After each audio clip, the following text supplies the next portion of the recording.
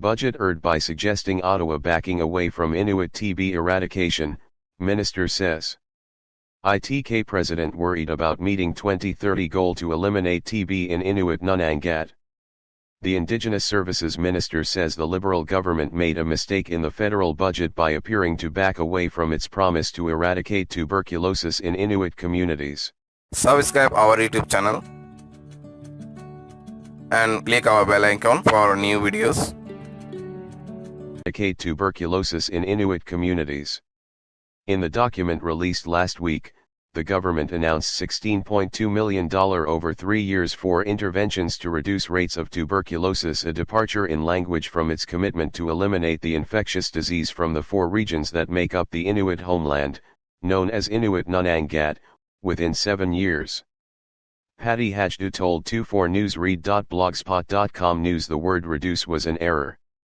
The goal from our perspective has always been to eliminate tuberculosis, the minister said.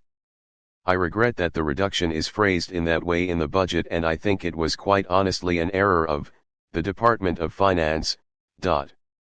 Nathan Obed, president of the Inuit TB Kanatami, ITK, welcomed the admission but said he's still concerned. Subscribe our YouTube channel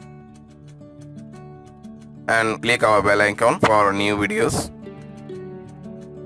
President of the Inuit TB Kanatami, ITK, welcomed the admission but said he's still concerned about Ottawa keeping its promise to Inuit.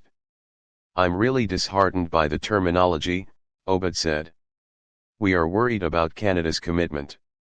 $16.2 million falls well short of $131.6 million request. In 2018, the Liberals pledged to cut the rate of tuberculosis in Inuit Nunangat by at least half by 2025, and then to eradicate it completely by 2030. The rate of tuberculosis among Inuit living in Inuit Nunangat remains 300 times the national average, Obed said, adding government funding is lacking. The government initially set aside $27.5 million to eliminate tuberculosis. The additional $16.2 million announced in the budget amounts to roughly a quarter of the $131.6 million that the ITK requested to get the job done. It is not a terribly complicated illness and there are not terribly complicated solutions toward eliminating tuberculosis, Obed said. But we certainly aren't going to do those things with less money than we did in the first 5 years that the government has worked with us on the elimination pledge. Hajdu said she believes that objective is still within reach. She promised to work with the ITK and other Inuit organizations to meet the target, and to address the issue in renewed bilateral healthcare deals with the provinces and territories. If everyone really puts their mind to it, with the number of different kinds of pots of money that will address the needs of people living with tuberculosis or at risk of contracting tuberculosis, we could eliminate tuberculosis by that deadline, she said. Hajdu also said the budget is designed to address the social determinants of health that continue to fuel tuberculosis in Inuit communities, such as food security, housing, and health care. Obed said he also believes eliminating tuberculosis from the district by 2030 is possible, but only if the federal, provincial, and territorial governments step up their funding. He said Inuit designed regional action plans that cover community screening, housing, health infrastructure and reducing the stigma associated with tuberculosis need to be implemented.